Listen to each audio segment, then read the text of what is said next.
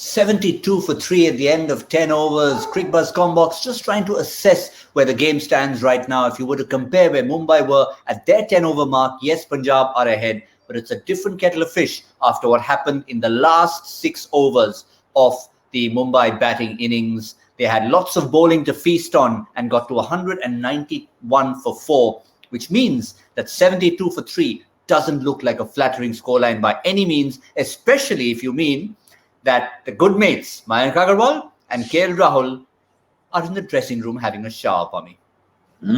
Yeah, I can understand it seeming quite a gloomy score if you're Kings 11 Punjab. But what I would say is it would be unrealistic to expect that it would be Mayank Agarwal and Rahul every time who would come out and play these innings that would get them over the line every time. So, yeah, it's bound to happen at some point that they get out and don't get a whole lot of runs. They still did play pretty nicely. They gave them a good start. If you look at this score in isolation, you probably would accept that they've done decently enough to give them a start. However, as you say, Gautam, that they are actually chasing a score of 192 to try and win. I think it's quite a good platform, somebody else to come to the party. Yeah, the two people who are at the party at the moment, Nicholas Pooran and Glenn Maxwell. Now, there's a bit of a question being asked even as we do Cricbuzz Comm Box. And remember, there's a tradition of a Cricbuzz Comm Box curse. And that is something that happens when a wicket falls when we are having this conversation. Now, pretty much exactly that's possible to happen because they've gone for a review against Nicholas Pooran and it's going to be very close. But we'll keep talking and we'll update you. The point is, if Pooran does go, this is the partnership that really needs to flourish because he's got that Caribbean flair to take them home. Yeah, the problem for Kings 11 Punjab is that they are looking at a middle order that hasn't had too much opportunity, and that is them suffering for the success of their top order. And because their top order has been that good, it makes it pretty difficult for those who are coming in to play these knocks that are going to be match defining. However, that is the job. That is what Maxwell's in the side for. That's what Pooran is in the side for. And they've got to try and come to the party at some point. It is up to them. And I genuinely think at this stage, if Pooran does well, if Maxwell does well, I think we've got one that's kind of sitting on the edge.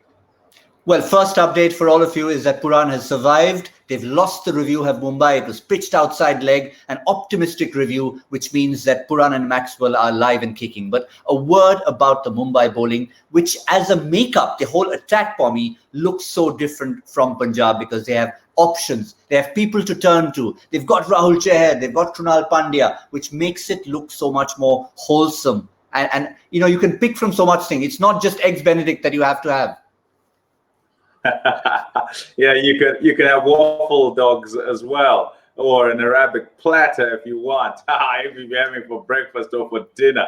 Tell you what, yeah, it's a good lineup. I mean, Mumbai have got a balanced side. They're a good side, and you expect each time when they go out that they're going to do good things because of having so many choices.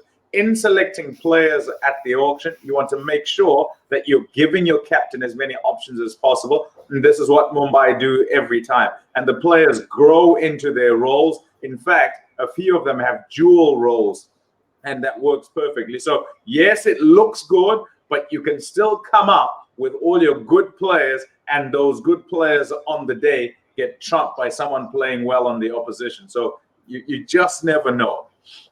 Now, two-part question to finish with, Pommie. A, the obvious one, can Punjab go on to do this? And B, if they were to go on and finish it, how much will it mean to them for the rest of the tournament, given that they will have done it without Rahul and Mayank Agarwal being there? The second part first is to say, if they get over the line, it will mean a great deal to them because then the middle order has done the job, right? Then the first part of the question, can they get there? I said before, don't write any team off. They are capable. They have the big hitters. And I tell you what, I reckon we've got one that's on a knife edge. Yes, in case you hear a phone ringing, that's Pommie's nightly order of Eggs Benedict coming. So don't worry about that. We'll keep it coming. We'll keep it coming, Pommie. It's all there for you. You will never go without food. Trust me. That's all we have on. That's all we have on Cricbuzz Comm Box. We've got food, we've got conversation, we've got cricket, and we've whetted your appetite for what's to come at the end. It should be a great finish. We'll talk about it all with Pommie Mbangwa and with Sean Pollock at the end on My 11 Circle presents Cricbuzz Live.